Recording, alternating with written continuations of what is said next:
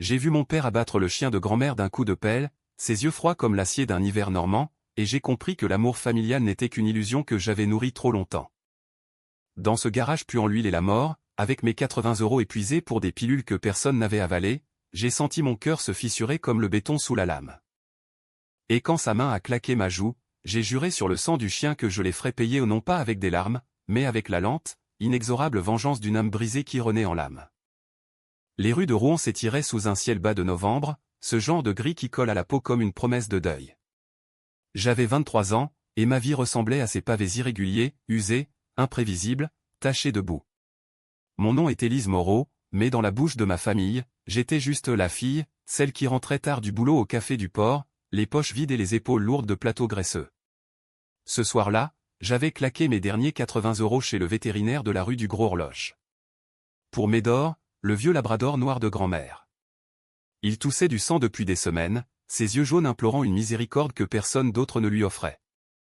Grand-mère était morte 6 mois plus tôt, emportée par un cancer qui avait rongé ses poumons comme un feu vorace.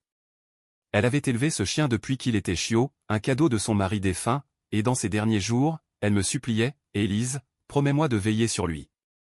Il est tout ce qu'il me reste de nous. » J'avais promis, bien sûr. Comment refuser à une femme qui m'avait appris à lire Proust sous les pommiers du jardin familial, à Roubaix? Mais la promesse pesait lourd maintenant. Mes parents, ces ombres grises dans notre maison victorienne délabrée, voyaient Médor comme un fardeau. Il pue, il bouffe nos restes, et pourquoi? Pour crever dans un coin, grognait mon père, un ancien ouvrier naval aux mains calleuses, alcoolisé par le chômage chronique. J'avais économisé ces 80 € sur 3 semaines de pourboire maigre. Pas pour moi, jamais pour moi. J'étais la bonne à tout faire, payer les factures d'électricité qui grimpaient comme la Seine en crue, cuisiner des ragoûts fades avec ce qu'il restait au frigo, essuyer les reproches de ma mère, une femme aux lèvres pincées qui tricotait des écharpes inutiles pour noyer son amertume. Ce soir-là, en rentrant, le sac de médicaments serré contre ma poitrine comme un talisman, j'ai entendu les aboiements étouffés venant du garage. Mon cœur a bondi. Médor. J'ai accéléré, mes baskets claquant sur le gravier mouillé. La porte du garage était entr'ouverte, une lame de lumière jaune s'échappant comme un avertissement. J'ai poussé le battant, et là, dans l'odeur âcre de l'essence et de la rouille, je les ai vus. Mon père, torse nu, sa bedaine proéminente luisant de sueur, brandissait une pelle de jardin. Ma mère, en robe de chambre défraîchie, tenait la laisse usée de Médor, le chien tremblant à ses pieds, les pattes avant liées par une corde à linge. « Fais-le vite, Henri, murmurait-elle, la voix tremblante mais résolue. Le veto coûte une fortune, et on n'a pas de quoi. » Médor geignait, ses yeux fixés sur moi comme s'il m'avait senti arriver, sa queue battant faiblement contre le sol en béton. Le choc m'a cloué sur place. Mes lèvres ont bougé, mais seul un souffle rauque est sorti. Qu'est-ce que... Papa? Maman? Mon père s'est retourné, son visage rougeaud déformé par une grimace de surprise, puis de fureur. Élise. Qu'est-ce que tu fous là? La pelle est descendue, un arc métallique sifflant l'air.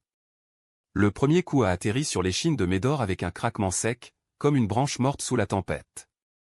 Le chien a hurlé, un son primal qui m'a transpercé les os. J'ai crié, me jetant en avant, les médicaments tombant de mes mains en un tas pathétique. Arrêtez. Il est ta grand-mère. J'ai payé pour lui. Ma mère a lâché la laisse, reculant contre les étagères remplies de boîtes rouillées. T'es folle, ma fille? Ces 80 €, c'était pour la maison.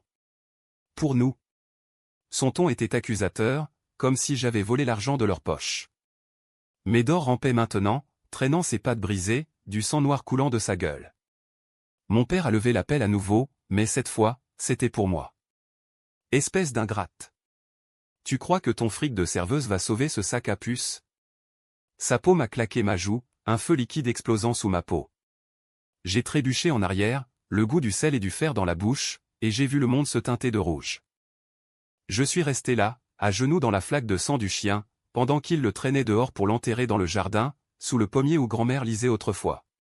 Ils m'ont ignoré, marmonnant des excuses maladroites, c'était pour ton bien, Élise. On pouvait plus se le permettre. Pour mon bien. Ces mots ont allumé une étincelle dans les abysses de ma poitrine, une braise qui couvait depuis des années sous les cendres de l'obéissance filiale. Cette nuit-là, seul dans ma chambre au mur tapissé de photos jaunies, grand-mère souriante avec Médor à ses côtés, j'ai pleuré jusqu'à l'aube. Mais les larmes n'étaient pas de tristesse. Elles étaient de rage. Pure, cristalline, prête à se muer en poison. Le lendemain, j'ai enterré le collier de Médor sous le même pommier, gravant son nom sur une pierre plate avec un couteau de cuisine. Pour toi, grand-mère, ai-je murmuré au vent qui agitait les feuilles roussies.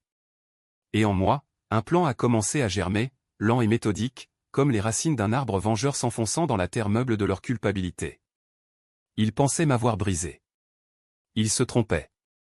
J'allais les disséquer, pièce par pièce, avec la précision d'un chirurgien qui connaît chaque veine par cœur.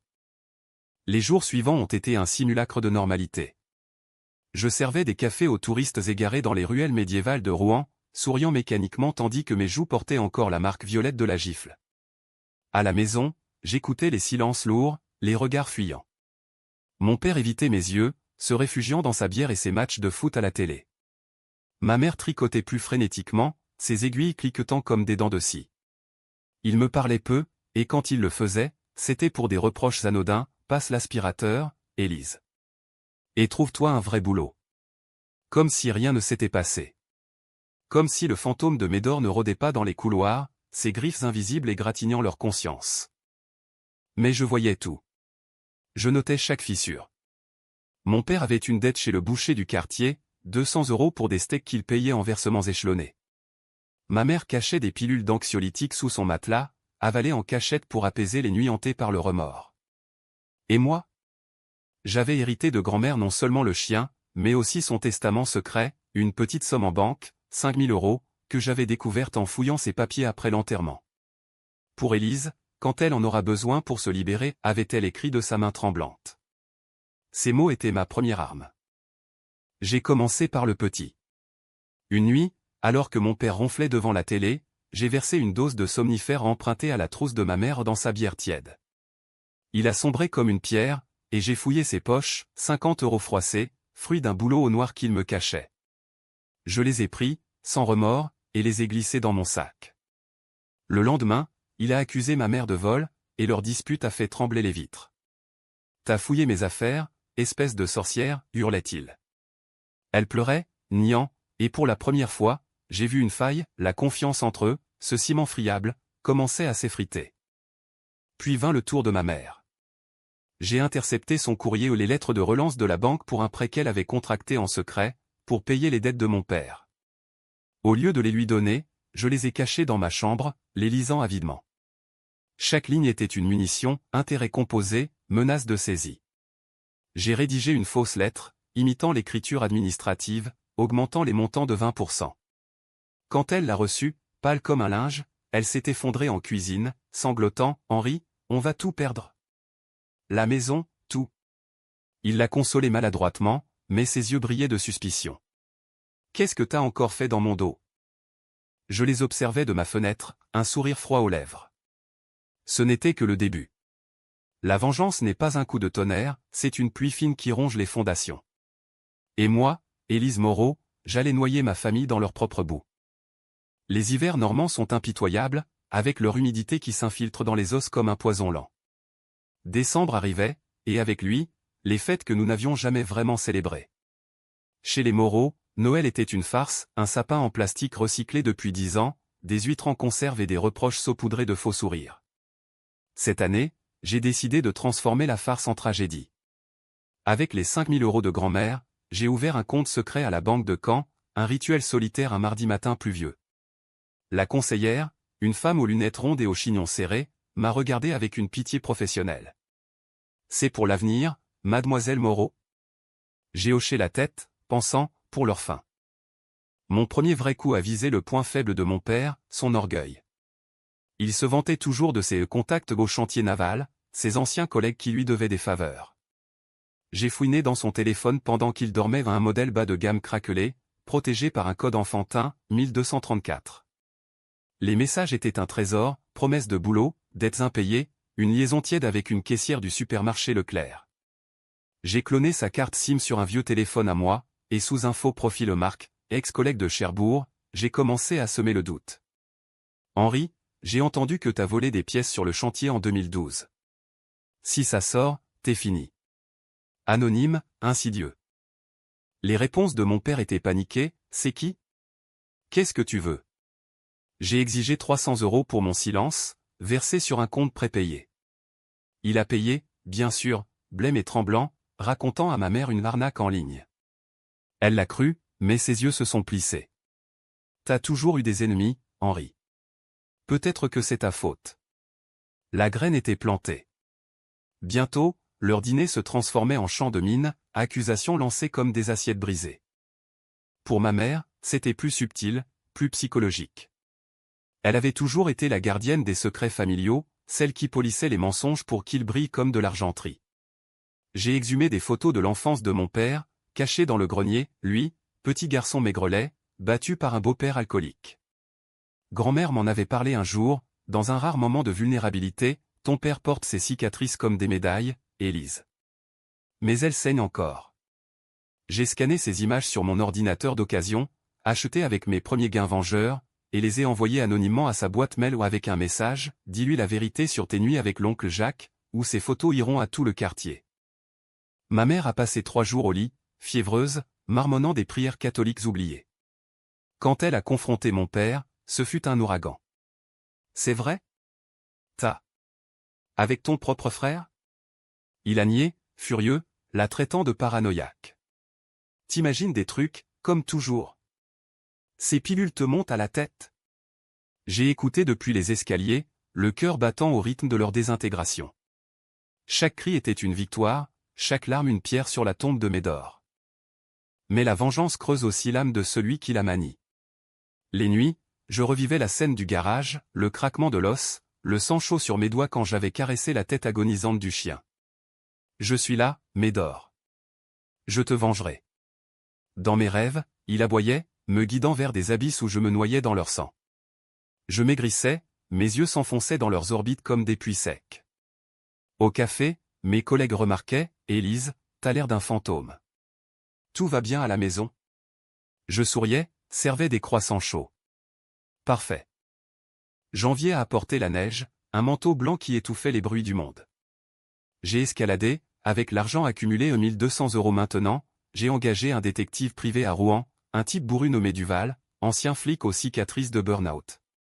Qu'est-ce que tu veux sur eux, a-t-il demandé, cigarette au bec, dans son bureau enfumé près de la cathédrale.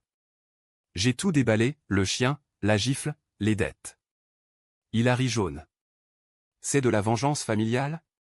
Ça finit mal, gamine. Mais il a pris le job pour 800 €.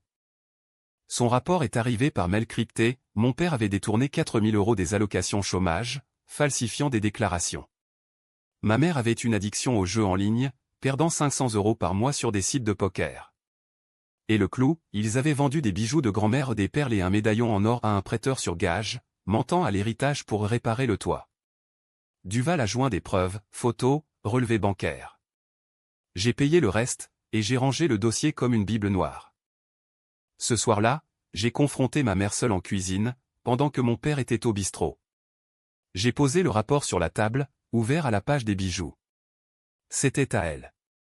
À grand-mère. Ses mains ont tremblé sur sa tasse de thé. Élise, on était désespérés. Le chien mangeait tout, et tes études. Mensonge. J'avais abandonné la fac pour eux, pour payer leurs factures. Médor valait plus que vos mensonges, ai-je sifflé, ma voix un fil tendu prêt à rompre. Elle a pleuré, implorant pardon, mais j'ai vu la peur dans ses yeux, la peur que je sois devenu autre chose, une ombre qui les guettait. Mon père est rentré ivre, sentant la tempête. Qu'est-ce qui se passe ici? Ma mère a balbutié, et j'ai sorti le dossier. Lis. Il a feuilleté, son visage passant du rouge au blanc. Où t'as eu ça? J'ai souri, froidement. Grand-mère m'a appris à creuser, papa. Comme tu l'as fait avec la pelle. Il a levé la main, instinctivement, mais je l'ai arrêté d'un regard. Touche-moi encore, et je balance tout à la police. Les fraudes, les vols. Il s'est affaissé sur une chaise, vaincu pour la première fois.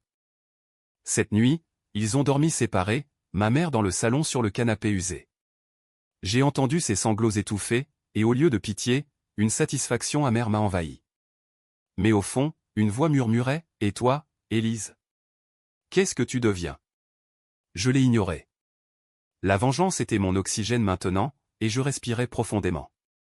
Février mordait avec ses vents glacés du nord, balayant les quais de la Seine comme des regrets non dits.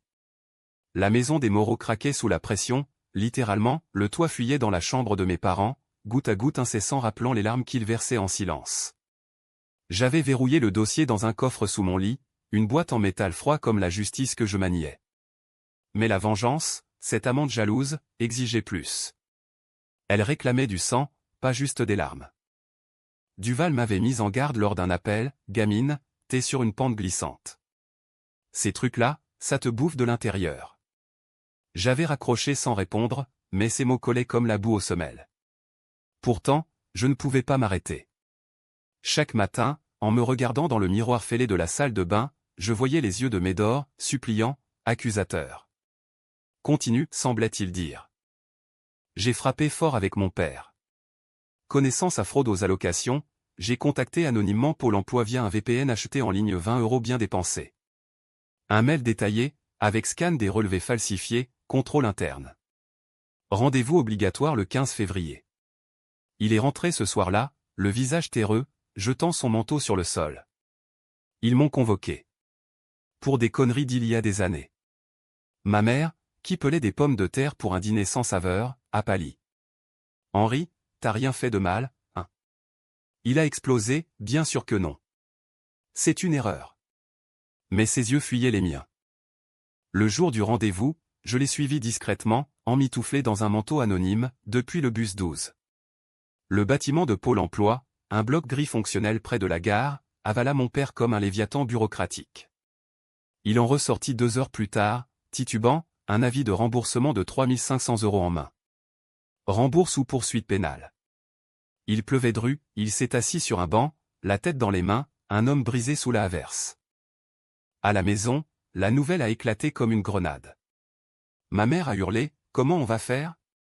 On n'a déjà rien. » Il l'a repoussé, les poings serrés. « C'est ta faute, avec tes dettes de jeu. Si t'avais pas claqué l'argent de ta mère. » Elle a riposté, griffe sortie, « Ma mère? Et tes putes au bistrot? » J'ai assisté à la scène depuis la porte, invisible, un spectre savourant le chaos. Cette nuit, ils ont couché dans des lits séparés, le silence plus lourd que les murs centenaires. Pour ma mère, j'ai choisi la psychologie, cette arme affûtée que grand-mère m'avait léguée à travers ses lectures de Camus et Sartre. Elle croyait encore aux apparences, à la façade bourgeoise que nous maintenions pour le quartier. J'ai hacké son compte de jeu, un tuto YouTube et un logiciel gratuit suffisaient, elle utilisait le Médor 123 comme mot de passe, ironie du sort. J'ai perdu 2000 € fictifs sur son profil, simulant une série de mauvaises mains au poker. Puis, un mail de support client, activité suspecte. Compte bloqué. Dette de 2500 € à rembourser sous 48 H. Elle l'a découvert en fin d'après-midi, en consultant son téléphone pendant que je faisais semblant de repasser du linge.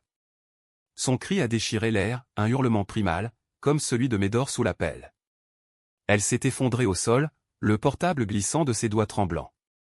Non, non, c'est pas possible. J'ai feint la surprise, m'agenouillant près d'elle. Maman? Qu'est-ce qui se passe? Elle m'a serré contre elle, sanglotant, j'ai tout perdu, Élise. Tout. Ton père va me tuer. Pour la première fois, elle me confiait un secret, vulnérable, brisé. J'ai caressé ses cheveux, murmurant des mots vides, ça va aller. Mais intérieurement, je jubilais. La mère qui m'avait laissé frapper sans un geste était maintenant à ma merci. Le soir, mon père est rentré, et la confrontation a été épique. T'as perdu combien cette fois, salope? Il l'a secouée par les épaules, son visage déformé par la rage alcoolisée. Elle s'est débattue, griffant son bras. C'est toi qui nous as mis dans la merde avec tes fraudes. J'ai dû intervenir, les séparant comme on sépare des chiens enragés. Arrêtez. Vous vous détestez assez comme ça? Ils m'ont regardé, haletant, et pour un instant, j'ai vu la reconnaissance, j'étais la seule debout, intacte au milieu des ruines. Mais la nuit venue, le doute m'a assailli. Allongé dans mon lit, écoutant leurs murmures haineux à travers les murs minces, j'ai repensé à grand-mère. La vengeance est un plat qui se mange froid, Élise, mais elle gèle aussi celui qui la prépare. Était-ce sa voix, ou la mienne? Le lendemain, au café, un client régulier, un vieil professeur à la retraite nommé Bertrand, m'a pris à part. Élise, tes yeux. Ils portent le poids du monde. Parle-moi. J'ai hésité, puis tout déversé, le chien, la gifle, les plans. Il a écouté, fronçant les sourcils. C'est de la justice, pas de la vengeance, si tu vis avec. Mais là, tu te perds. Ces mots étaient un baume, mais aussi une lame. Était-il trop tard? Non. Pas encore. J'ai accéléré. Avec Duval, j'ai organisé l'étape suivante, falsifier un appel de la banque, annonçant la saisie imminente de la maison pour dettes cumulées. Un acteur vocal, engagé pour 100 €, a imité un employé zélé. Monsieur Moreau, vous avez 30 jours. Mon père a raccroché, livide, et a vendu sa vieille moto, la seule chose qu'il chérissait, pour 1500 € au marché aux puces. Ma mère, apprenant la nouvelle, a avalé une poignée de pilules, finissant aux urgences d'un hôpital rouennais. Je l'ai veillé, tenant sa main pâle, et pour la première fois, j'ai senti une fissure en moi, pitié. Regret? Les médecins l'ont sauvée, mais elle est rentrée changée, apathique, les yeux vides comme des fenêtres fermées. Mon père l'a méprisée ouvertement. Maintenant, regarde ce que t'as fait de nous. Et moi, Élise, j'étais le centre invisible de la tempête, tirant les ficelles avec une précision qui me terrifiait autant qu'elle m'exaltait. Mars arrivait avec ses bourgeons timides, mais dans notre jardin, rien ne poussait sous le pommier, au juste la terre remuée où gisait Médor, un tertre anonyme que j'arrosais de mes larmes secrètes. La maison puait le désespoir, planons lavés entassés dans l'évier, factures déchirées jonchant le sol comme des confettis funèbres. Mes parents erraient comme des âmes en peine, leurs regards se croisant à peine, leur conversation réduite à des grognements. J'avais gagné la première bataille, la guerre psychologique battait son plein. Mon père, autrefois pilier bourru de la famille, s'effritait. Il avait perdu son boulot au noir, dénoncé anonymement par moi via un type à l'inspection du travail, et passait ses journées au bistrot du coin, chez Marcel, un antre enfumé où les anciens marins noyaient leurs regrets dans du calva. Je le suivais parfois, attablé dans l'ombre, écoutant ses jérémiades, ma femme me ruine, et ma fille. Elle me regarde comme si j'étais un monstre. Les habitués hochaient la tête, compatissants, mais je voyais les fissures. Un jour, un ami l'a confronté sur une dette de 200 €. Henri, t'es plus l'homme qu'on connaissait. Il est rentré ce soir-là, ivre mort, et m'a prise à partie dans la cuisine. C'est toi, hein? Derrière tout ça? Ses yeux injectés de sang me transperçaient. J'ai nié, sereine, pourquoi je ferais ça, papa? C'est juste la vie qui vous rattrape. Il a levé la main, mais l'a rabaissée, vaincu. La peur l'avait dompté. Ma mère, elle, sombrait dans une léthargie toxique. Après l'overdose ratée, le médecin lui avait prescrit des antidépresseurs, mais elle les mélangeait à du vin bon marché, errant dans la maison comme un fantôme en peignoir. Elle me confiait maintenant ses secrets, dans des murmures fiévreux, ton père. Il m'a jamais aimé, Élise. C'était grand-mère qui tenait tout ensemble. Je l'écoutais, hochant la tête, stockant chaque mot comme de la dynamite. Un soir, je l'ai poussé plus loin, et Médor? Tu regrettes? Ses yeux se sont emplis de larmes. Chaque nuit. Ce chien. Il était plus innocent que nous. C'était le premier aveu, une brèche dans sa carapace. J'ai serré sa main, feignant la compassion, mais mon pouls battait la chamade. Admets-le. Admets que tu as tué une partie de moi. Avec l'argent de la moto de mon père que j'avais subtilement détourné via un faux achat en ligne sur son compte, j'ai financé la phase suivante, une campagne de rumeurs. Rouen est une ville de commérage, un réseau de langues bien aiguisé dans les marchés et les boulangeries. J'ai créé un profil fake sur un forum local, Rouen Confidential, postant des insinuations, les Moreau du 12 rue des Cordeliers. Fraudeurs et voleurs d'héritage. Attention aux vieux qui crèvent sans un sou. Les réponses affluèrent, curiosité, puis venin. Bientôt, le boucher refusait de faire crédit à mon père, la voisine, Madame Lefebvre, évitait ma mère au supermarché, murmurant derrière son dos. Le coup de grâce pour refus collectif, j'ai orchestré une visite de la banque. Duval avait un contact, un huissier complice pour 500 €.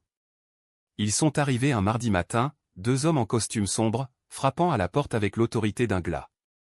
Monsieur et Madame Moreau, procédure de saisie pour dettes impayées. Mon père a essayé de résister, braillant des injures, mais ils ont listé tout, fraude, prénom remboursé, addiction. Ma mère s'est évanouie dans l'entrée, son peignoir taché de thé froid. Je les ai laissés seuls, prétextant un shift au café, mais j'ai observé depuis la rue, caché derrière un arbre. Mon père, à genoux, suppliait, prenez pas la maison. C'est tout ce qu'on a. L'huissier, impassible, 20 jours pour vider. À leur retour à la maison au nom, à la coquille vide qu'elle était devenue, ils se sont effondrés l'un contre l'autre, pour la première fois depuis des mois. Pas d'amour, juste une alliance désespérée contre l'abîme. C'est elle, a murmuré mon père, pointant vers ma chambre. Élise. Elle nous est depuis le chien. Ma mère a secoué la tête, incrédule. Non, Henri. C'est nous qui l'avons haï en premier. Leur voix filtrait à travers la porte, un duo de damnés.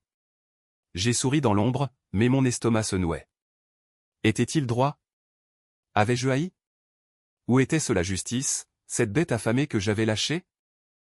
Bertrand, le professeur, est devenu mon confesseur involontaire. Nous nous voyons au café après mon service, autour d'un thé fumant. Élise, la vengeance est un miroir déformant. Tu vois en eux tes bourreaux, mais qui es-tu devenu? Ces questions me taraudaient, creusant des sillons dans mon sommeil. Une nuit, j'ai rêvé de Médor, il courait libre dans le jardin, mais quand je tendais la main, il se muait en mes parents, hurlant sous la pelle. Je me suis réveillé en sueur, le cœur cognant.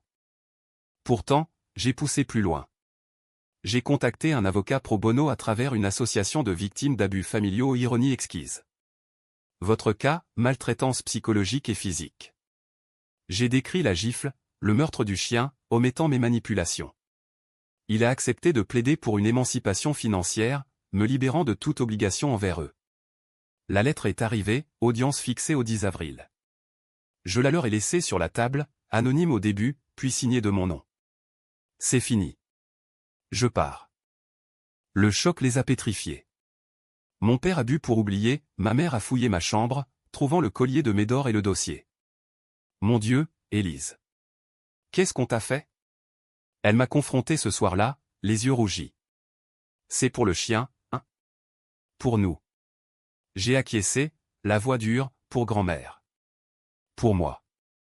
Vous m'avez volé mon innocence ce soir-là. Elle s'est agenouillée, implorant, pardon. On était faibles. Mais le pardon était un luxe que je ne pouvais plus m'offrir.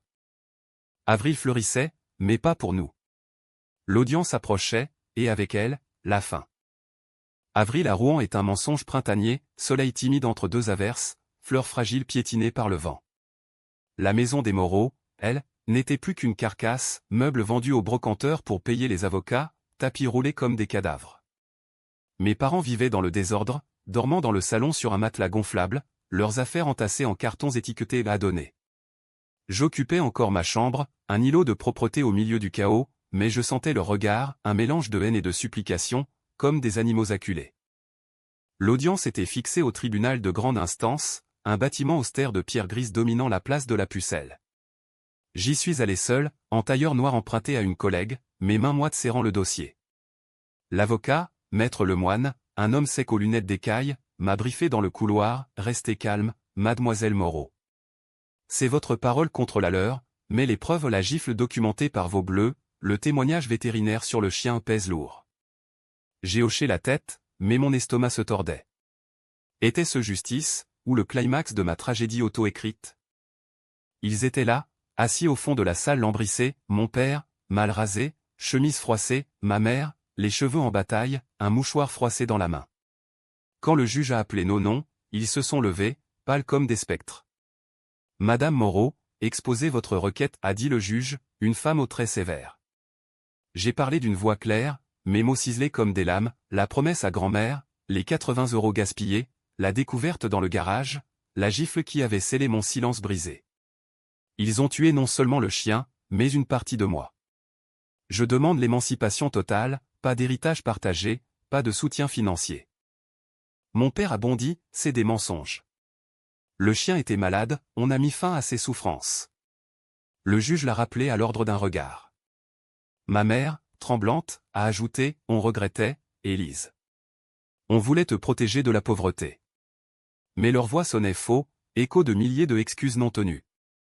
Maître Lemoine a présenté les preuves, photo des bleus sur ma joue, rapport vétérinaire confirmant l'euthanasie illégale sans sédation, extrait bancaire montrant leur malversation. Le juge a froncé les sourcils, c'est grave. Audience ajournée pour expertise.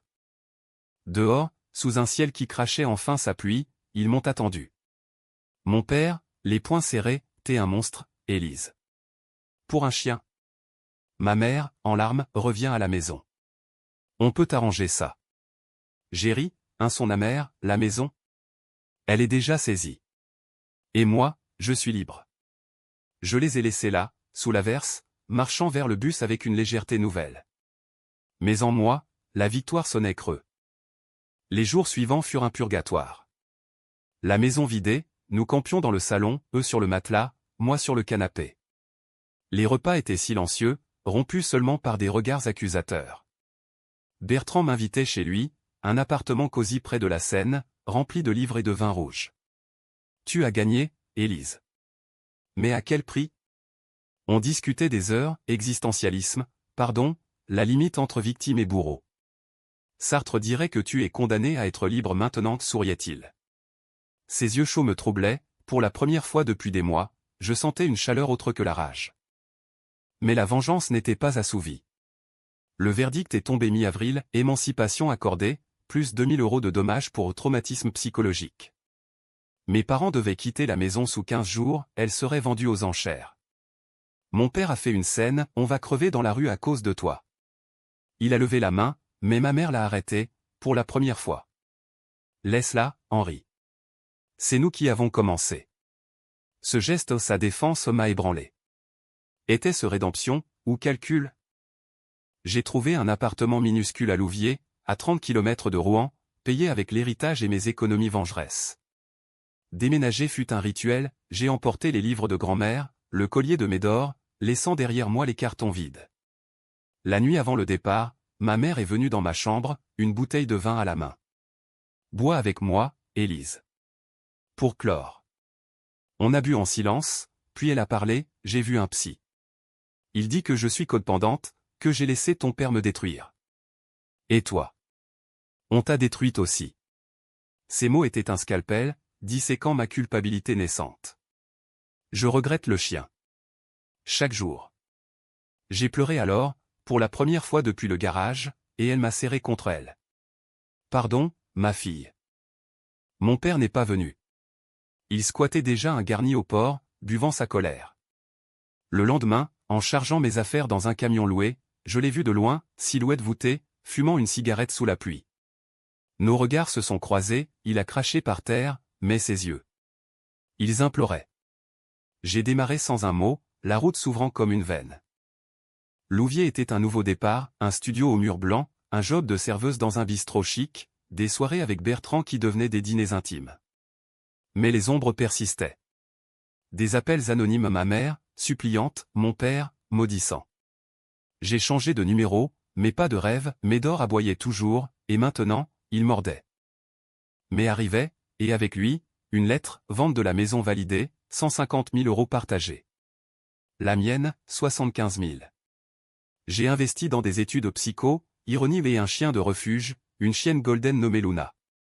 En la caressant, je sentais la paix poindre, mais la vengeance avait laissé des cicatrices, une méfiance viscérale, une solitude choisie. Pourtant, un soir, Bertrand m'a embrassé sous les lumières de la Seine. Tu es plus que ta douleur, Élise.